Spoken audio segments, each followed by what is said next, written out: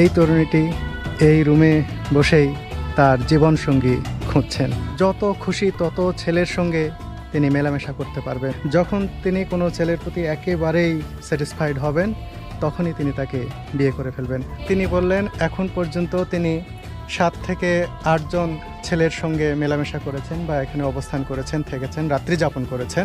সম্মানীয় দর্শক, এতক্ষণ ভিডিওতে যা দেখলেন বা শুনলেন তা মোটেও সিনেমা বা নাটকের দৃশ্য নয়, বরং বাস্তব ঘটনা।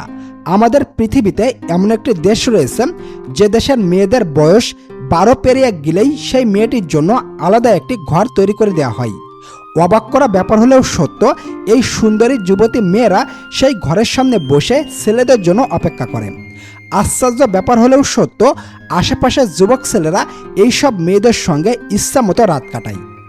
এইভাবে একে একে একাধিক ছেলের সঙ্গে রাত কাটিয়ে শেষ পর্যন্ত মেয়েটিকে যে ছেলেটির পছন্দ হবে সেই ছেলেটির সঙ্গে বিবাহ করে ঘর সংসার করবে। এখানে এমনও যুবতী মেয়ে আছে যার সঙ্গে 100টিরও বেশি ছেলে রাত কাটিয়েছে। এটাই এই দেশের ঐতিহ্য, এটাই এদের বংশ পরম্পরায় বয়ে আসা রীতি। এই অবাক করা আশ্চর্যজনক দেশটি হচ্ছে কম্বোডিয়া।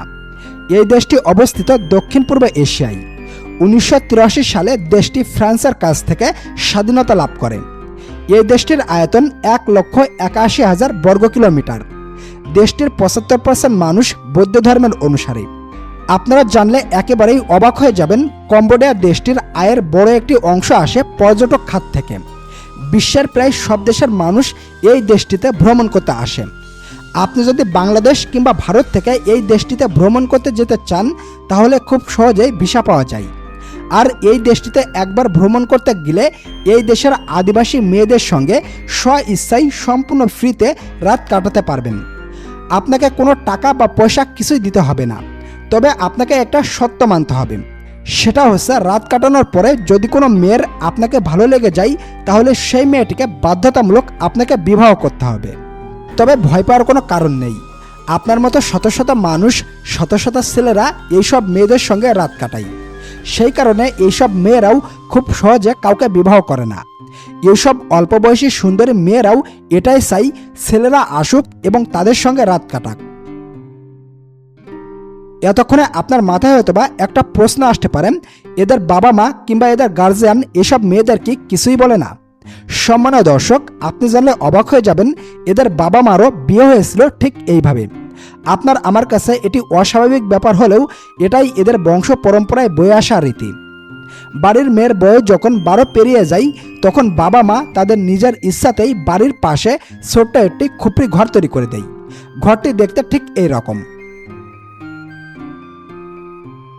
এই ঘরকে বলা হয় লাভ হাউস বা ভালোবাসার ঘর। আর এই ঘরের সামনে বসেই মেয়েরা অপেক্ষা করে তার স্বপ্নের পুরুষের জন্য। দেখুন, এই সুন্দরী মেয়েটি বসে অপেক্ষা করতেছে তার সঙ্গীর জন্য। কোনো এক অবিবাহিত পুরুষ আসবে, তার সঙ্গে রাত কাটাবে। যদি মেয়েটি ওই ছেলেটিকে পছন্দ করে তাহলে তার সঙ্গে বিবাহ করে ঘর সংসার করবে। আর যদি মেয়েটি ওই ছেলেটির পছন্দ না করে তাহলে তার সঙ্গে শারীরিক সম্পর্ক করবে, দেন ওই ছেলেটি আবার অন্য কোথাও চলে যাবে। আর বিশ্বাস না হলে দেখুন, এই মেয়েটিকে যখন জিজ্ঞাসা করা হয় সে এই পর্যন্ত কতগুলো ছেলের সঙ্গে রাত কাটিয়েছে, তখন তিনি কি বলে নিজের কানেই শুনুন। তিনি বললেন এখন পর্যন্ত তিনি 7 থেকে 8 জন ছেলের সঙ্গে মেলামেশা করেছেন বা এখানে অবস্থান করেছেন, থেকেছেন, রাত্রি যাপন করেছেন। আর ঠিক এই কারণে দেশটিতে দিনকে দিন পর্যটকের সংখ্যা বেড়ে চলেছে। এশিয়ার অনেক দেশ থেকে পর্যটকেরা এই দেশটিতে যায় শুধুমাত্র ফ্রিতে মজা নেওয়ার জন্য।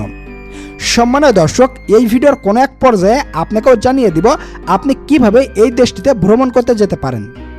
সম্মানীয় দর্শক, এই দেশটিতে গেলে আপনি একেবারেই অবাক হয়ে যাবেন এদের বৈচিত্র্যময় জীবনযাপন দেখে। এদের আয়ের প্রধান উৎস হচ্ছে চাষাবাদ। এদের নেই কোনো প্রাতিষ্ঠানিক শিক্ষা, নেই কোনো আলাদা কর্মসংস্থান। এদের জীবিকার প্রধান উৎস হচ্ছে সমুদ্র থেকে মাছ ধরা, আশপাশের জঙ্গল থেকে বিভিন্ন ফল ও পশু পাখি শিকার করা, গরু ছাগল লালন পালন করে তারা জীবিকা নির্বাহ করে থাকে। তবে সম্মানীয় দর্শক, আপনারা জানলে একেবারেই অবাক হয়ে যাবেন, এই পুরো এলাকা জুড়ে তারা প্রচুর পরিমাণ গাঁজা ও আফিমের চাষ করে থাকে। অবসর সময়ে তারা এই গাঁজা ও আফিম সেবন করে নিজেদের মনোরঞ্জন করে থাকে।